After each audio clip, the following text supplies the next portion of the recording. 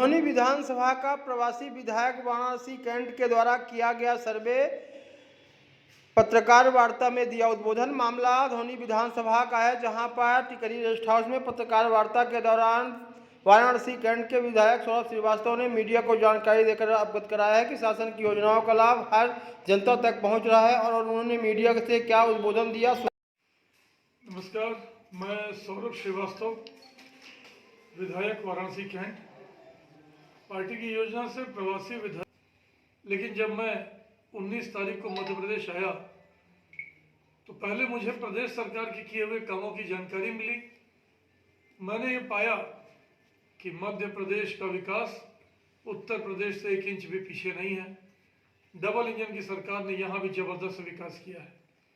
और उसके बाद जब मैं धौनी विधानसभा क्षेत्र में आया तो मैंने देखा कि पिछले 15 वर्षों में इस विधानसभा क्षेत्र का भी बहुत जबरदस्त विकास हुआ है। ऐसा दुर्गम क्षेत्र जहाँ पहाड़ भी हैं, नदियाँ भी हैं, जंगल भी है और क्षेत्रफल इतना बड़ा है। मेरी तो काशी की विधानसभा 15 किलोमीटर की है, एक छोर से दूसरे छोर, और यहाँ एक छोर से दूसरे छोर छाने में 125 किलोमीटर लग जाते हैं। इतनी बड़ी विधानसभा का इतना जबरदस्त विकास भारतीय जनता पार्टी ने किया है। मैं यहाँ के कार्यकर्ताओं की मेहनत से भी बहुत प्रसन्न हूँ। भारतीय जनता पार्टी के कार्यकर्ताओं ने भी इस विकास की गाथा को घर घर पहुँचाने का काम किया है। कार्यकर्ताओं की सभी बैठकों में मुझे कार्यकर्ता बहुत ही अधिक जोश और उत्साह में मिले। विकास कार्यों की सूची लगभग सभी कार्यकर्ताओं के पास पहले से मौजूद थी और मुझे उन लोगों ने बताया कि आगामी विधानसभा चुनाव में वह पूरे दम से उतरने वाले हैं। और इस विकास के कार्यों से करके यहाँ का जो मूलभूत जो समस्याएँ थी उसको उससे भी दूर करने का उन्होंने प्रयास किया है। इसी तरह से हमारे देश के यशस्वी प्रधानमंत्री आदरणीय नरेंद्र मोदी जी ने जिस तरह से निर्माण और विकास के साथ साथ लोगों के कल्याण के लिए जो काम किए हैं उससे हमारे विधानसभा क्षेत्र के नागरिकों जीवन स्तर में परिवर्तन आया है। आप सब जानते हैं, लेकिन मैं क्योंकि कल्याणकारी योजनाएं सब जानते हैं कि यहाँ पर चाहे प्रधानमंत्री किसान सम्मान निधि का बात हो, चाहे प्रधानमंत्री आयुष्मान कार्ड का हो, चाहे प्रधानमंत्री आवास योजना का हो, चाहे प्रधानमंत्री द्वारा घर घर तक नल जल के माध्यम से पीने का पानी पहुंचाने का हो, चाहे हमारे मुख्यमंत्री जी के द्वारा मुख्यमंत्री लाडली लक्ष्मी योजना, मुख्यमंत्री जी के द्वारा महिलाओं के सशक्तिकरण के मामले में 50% का उनको पंचायती राज चुनाव के स्थान उनको आरक्षण देना, स्व सहायता समूह के माध्यम से उनका आर्थिक सशक्तिकरण करना, और उससे भी ज़्यादा अभी मुख्यमंत्री लाडली बहना योजना चला करके महिलाओं को जो उन्होंने भागीदारी उनको आर्थिक क्षेत्र में उनकी जो आत्म स्वावलंबन के क्षेत्र में जो काम किया है वो ऐतिहासिक है। हमारे यहाँ चाहे भूखे जो लोग पहले भूख से तड़पते थे, रह जाते थे, आज कोई भी हमारे यहाँ के क्षेत्र के नागरिक आज भूखा नहीं सोता है। खान भोजन करने के बाद ही वो अपना जीवन व्यतीत कर रहे हैं। तमाम योजनाओं के साथ साथ आप जानते हैं कि धौनी विधानसभा एक पिछड़ा विधानसभा के रूप में जाना जाता था, जहाँ सड़कें नहीं थी, जहाँ बिजली नहीं था, जहाँ पानी की समस्या थी, जहाँ पढ़ाई की व्यवस्था थी, जहाँ स्वास्थ्य की कमी थी, तमाम जो है असुविधाओं से घिरा हुआ था। आपको पता है कि विगत 15 वर्षों में मुझे धौनी विधानसभा क्षेत्र की जनता की सेवा करने का अवसर दिया है और इन 15 वर्षों में यदि खाका बताऊं तो बहुत समय लगेगा, मुझे 4 घंटे कम से कम चाहिए। लेकिन मैं प्रमुख जो काम हुए जिनको कि आपके सामने मैं रखना चाहता हूं, और बाकी जो है आप लोग क्योंकि यही इसी क्षेत्र के हैं तो जो काम हुए हैं उसका आप पत्रिकाओं के माध्यम से भी आप उसको प्रदर्शित करते हैं। तो मैं आपको बता दूं, शिक्षा के क्षेत्र में जो यहाँ पर जो कमियाँ थी, प्राइमरी की शिक्षा में, माध्यमिक शिक्षा में और हाई स्कूल हायर सेकेंडरी की शिक्षा में, आज हमारे विधानसभा में जो पहले 4 या 5 हाई स्कूल हायर सेकेंडरी हुआ करते थे, आज हमारे विधानसभा में 32 हायर सेकेंडरी और 36 हाई स्कूल के साथ में हमारे यहाँ विद्यालयों की जो है से बच्चों को अध्ययन अध्यापन किया जा रहा है। इसी तरह से यदि मैं कहेंगे आपको कहेंगे तो मैं उनका नाम भी गिना दूंगा, लेकिन क्योंकि उसके समय की मर्यादा है इसलिए संख्यात्मक दृष्टि से बोल रहे हैं।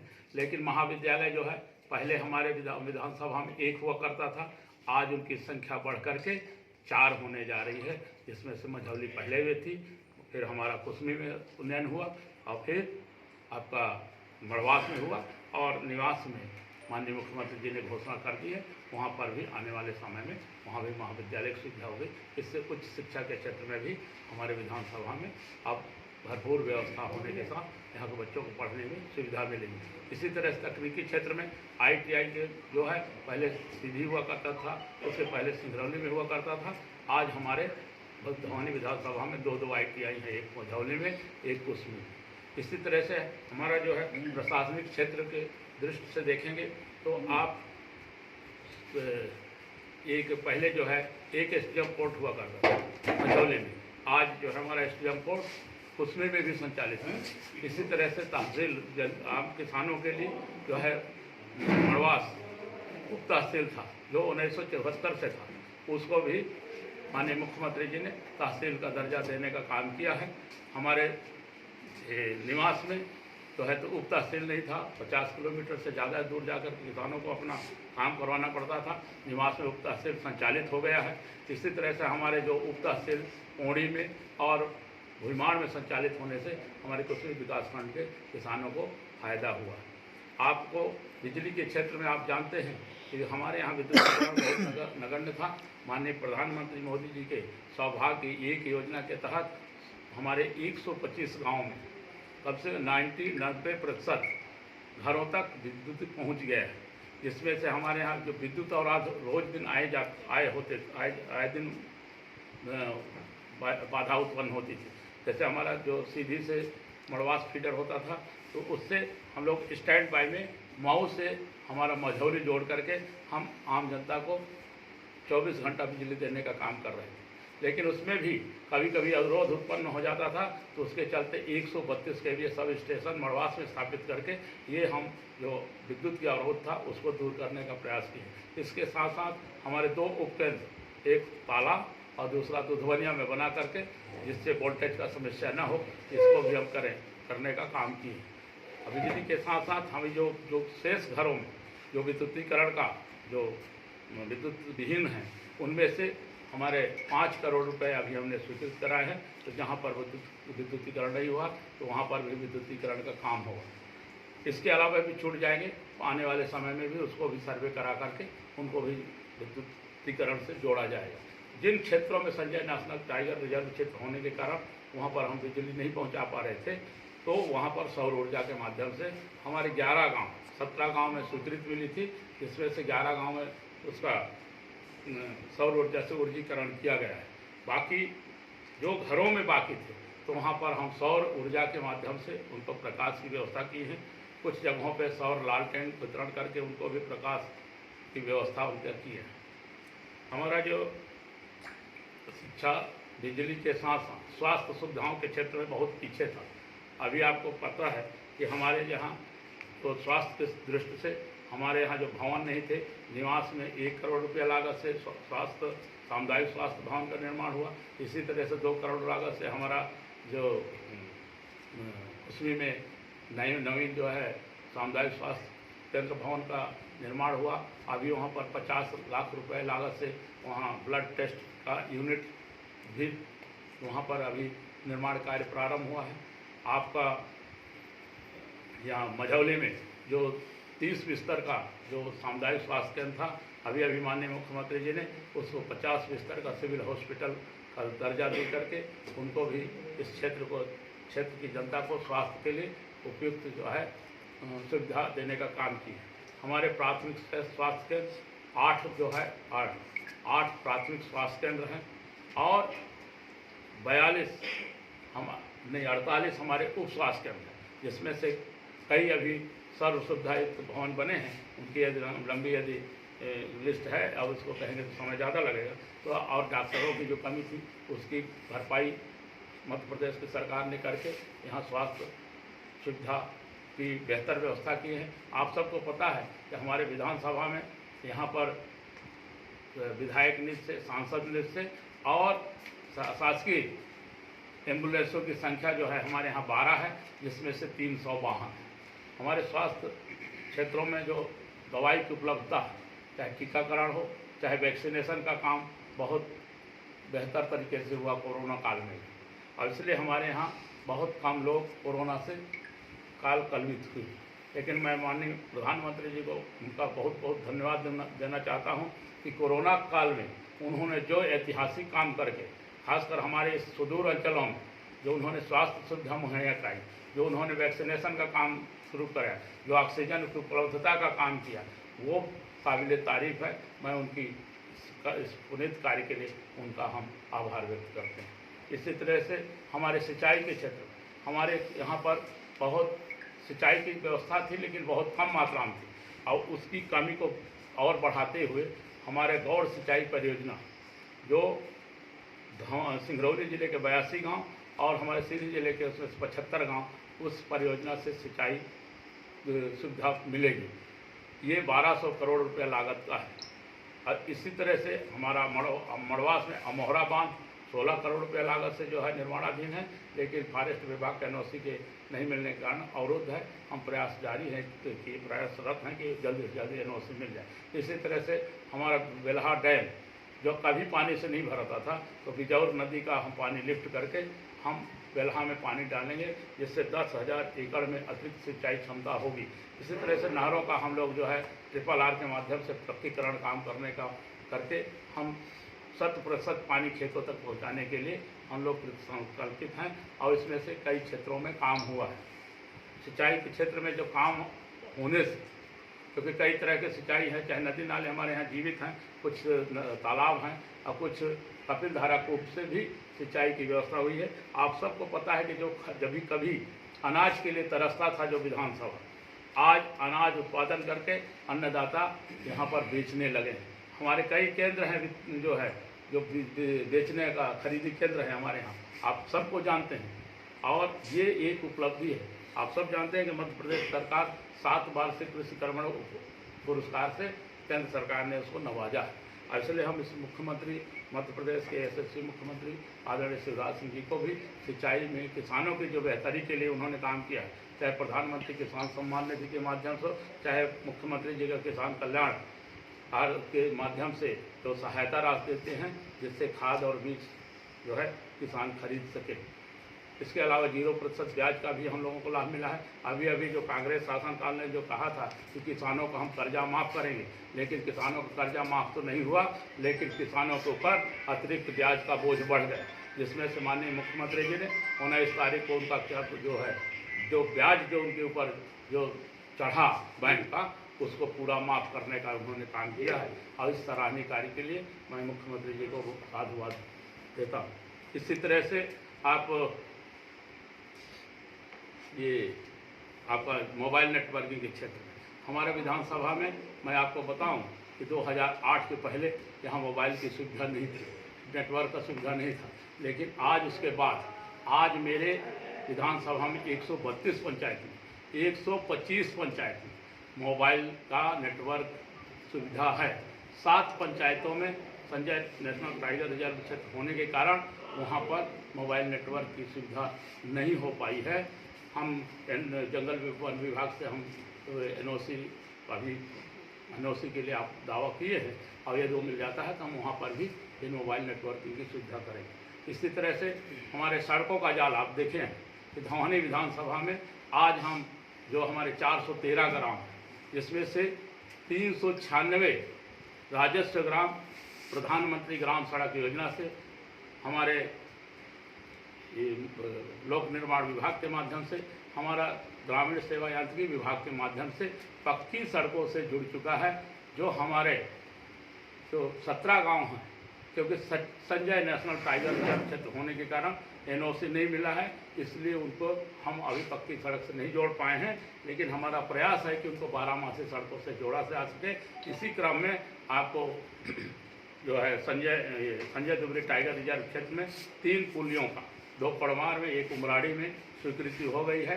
एनओसी के लिए आवेदन पत्र दिया गया है। जैसे आवेदन पत्र आएगा तो उसको जोड़ देंगे, तो भी हमारे जो ग्राम पंचायत जो पहुँच विहीन में है वो पहुँच में आ जाएंगे। हमारे जो है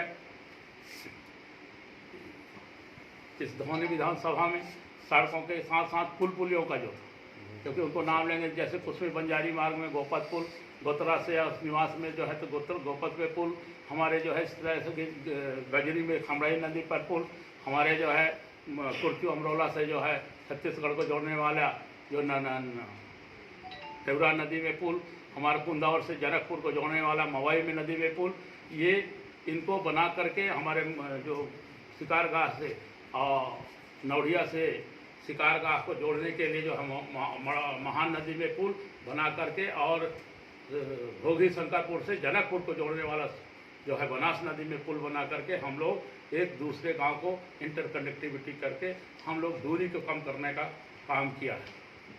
अभी आप सब जानते हैं कि मझौली से सिंगरौली तक का जो सड़क था वो किस हालत में था आज 10 साल पहले, 15 साल पहले, लेकिन मध्य प्रदेश की सरकार माननीय शिवराज सिंह जी ने इस सड़क की स्वीकृति दे करके आज कैसे सड़क बनाए हैं। सीधी से टिकरी का मड़वास जो है ये गिजवार, टिकरी से गिजवार, खामघाटे से पथरौला मार्ग का जो अभी स्वीकृति मिला है 60 करोड़ से, उसका निर्माण कार्य प्रारंभ है। हमारा बाईपास जो है मझौली का 4 करोड़ लागत से वो स्वीकृत हो गया है। इसी तरह से कुसमी बंजारी मार्ग का जो 8 करोड़ से जो शेष भाग था वो भी स्वीकृत हो गया है। इसके अलावा और कई सड़कों का जो है स्वीकृति हुई है, वो बहुत लंबा लिस्ट है, और जहाँ छूट गए थे उनको जोड़ने का काम कर रहे हैं। हमारे जितने भी और हैं जहाँ पर छूट गए हैं, लेकिन अब समय कम है होने के कारण, क्योंकि चुनावी वर्ष है, तो जहाँ पर हम लोग नहीं अभी पक्का सड़क का काम नहीं कर पाए हैं, वहाँ पर 12 मासी जो है ग्रामीण सेवा यांत्रिकी विभाग के माध्यम से सुदूर सड़क के माध्यम से उन टोला मजरों को भी जोड़ने का हम काम कर रहे हैं। अभी हमारी जो है 11 सुदूर सड़कों की स्वीकृति मिली है, जिसमें आपका अमित जी आपको जो जिसका लंबे समय से आप मांग कर रहे थे उसकी भी स्वीकृति मिल गई है। यह आपको मंगलवार को जारी हो जाएगा, और इस तरह से हम उन सभी गाँव को जोड़ने का हम काम करेंगे। इसी तरह से जो आपका नल जल, पेयजल का माध्यम, पानी के लिए यहाँ तरसते से नदी नालों से पानी पीते थे, तो ये 15 वर्षों में हम लोग कपिल धारा कूप के माध्यम से, पेयजल कूप के माध्यम से, हैंड पंपों के माध्यम से, यहाँ पर हम 3700 हैंड पंप अपने विधानसभा में विगत 15 वर्षों में खुदवा करके हम शुद्ध पेयजल उपलब्ध कराने का काम किया है। लेकिन इससे भी पूरा नहीं हुआ, तो आपको मालूम है कि 116 करोड़ रुपया लागत से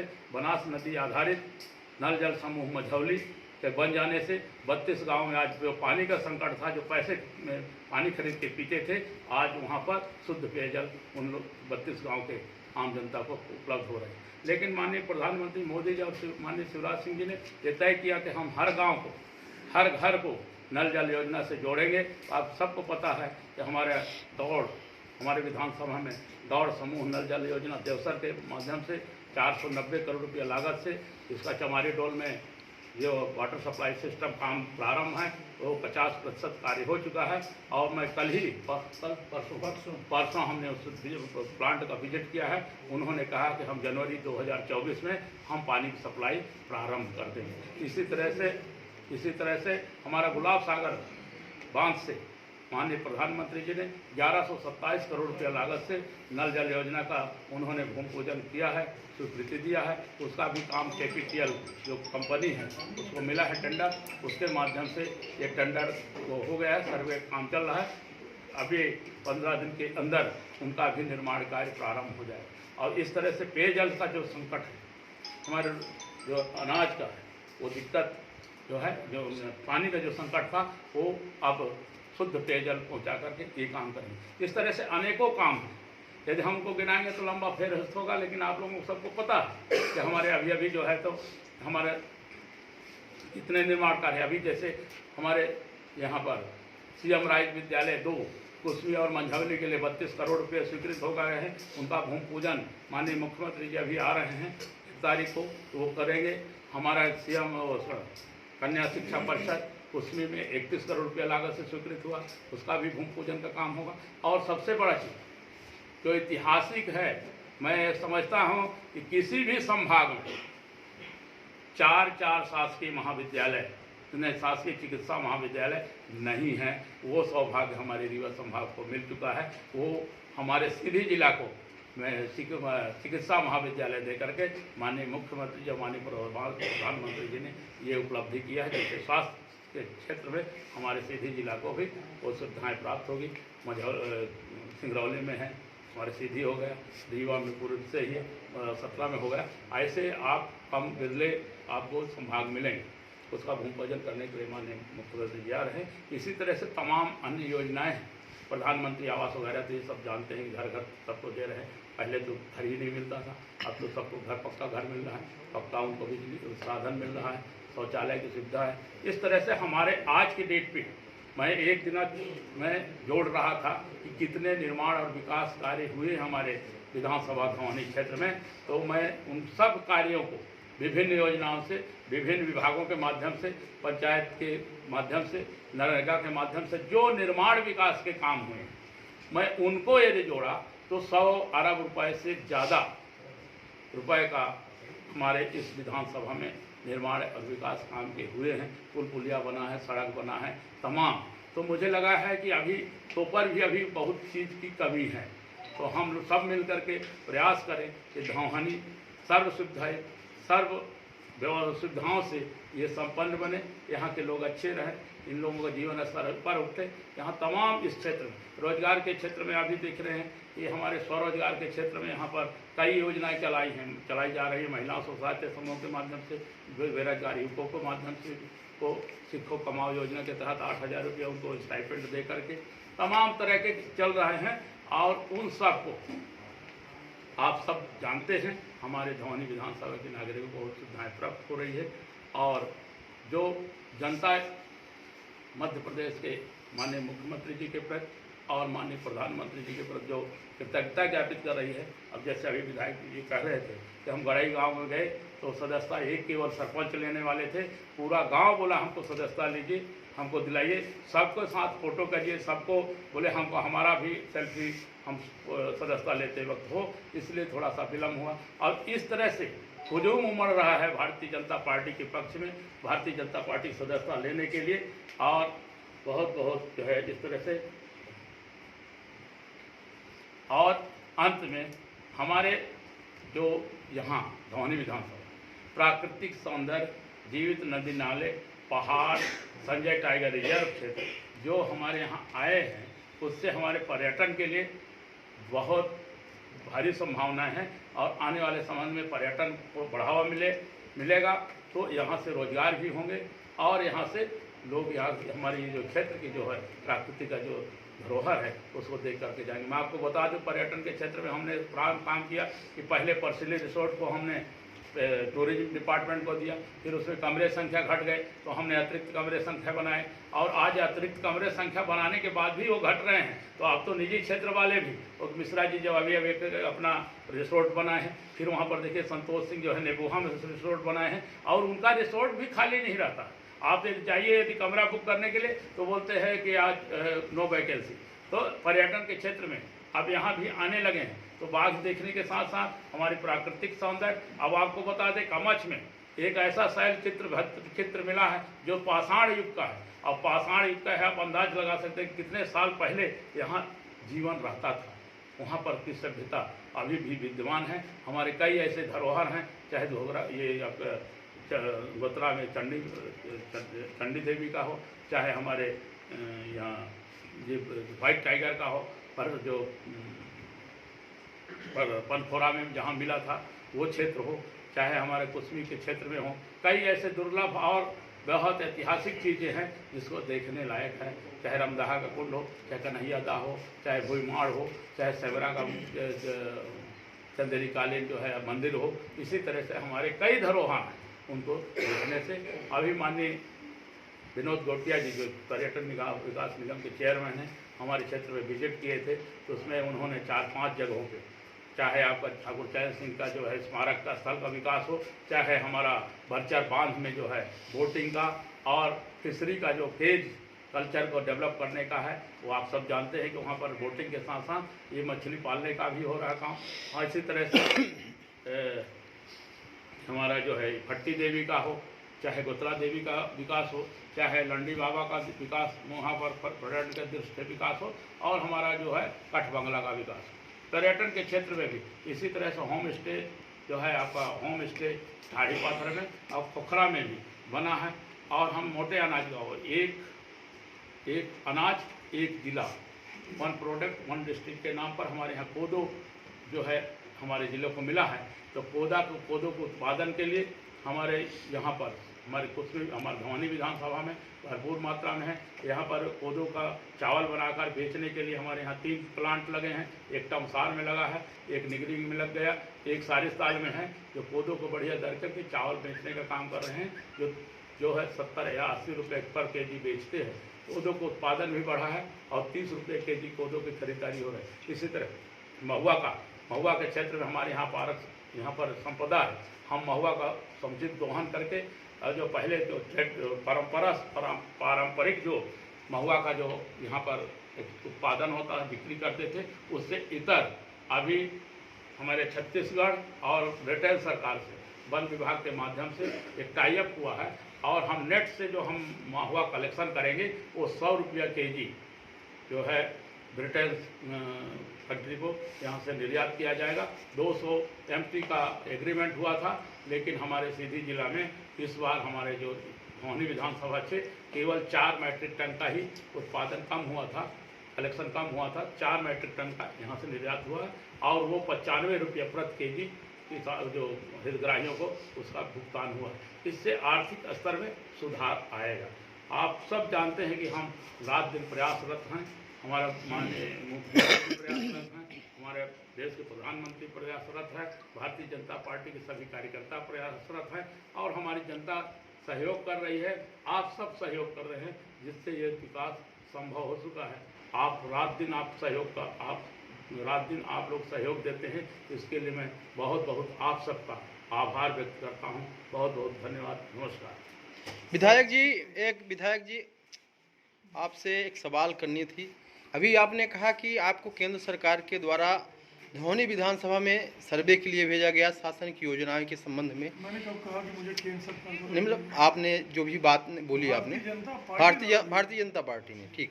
तो सर अभी धौनी विधानसभा में हमारे भाजपा पार्टी में कई गुट बने हैं, क्या आपको ऐसी स्थिति धौनी विधानसभा में देखी गई? देखिए, भारतीय जनता पार्टी विश्व का सबसे बड़ा राजनीतिक दल है। इस नाते से भारतीय जनता पार्टी में कार्यकर्ताओं की संख्या भी बहुत अधिक है।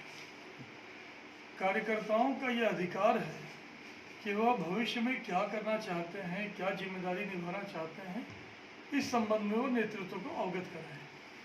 धौनी विधानसभा में कुछ कार्यकर्ता हैं जो चाहते हैं कि हम भविष्य में यह जिम्मेदारी निभाना चाहते हैं, वह जिम्मेदारी निभाना चाहते हैं, वो उससे अवगत कराते हैं। ऐसा सामान्य सभी जगह होता है, लेकिन न तो कार्यकर्ताओं में किसी तरह कोई गुटबाजी है, न तो कार्यकर्ताओं में किसी तरह कोई मतभेद है।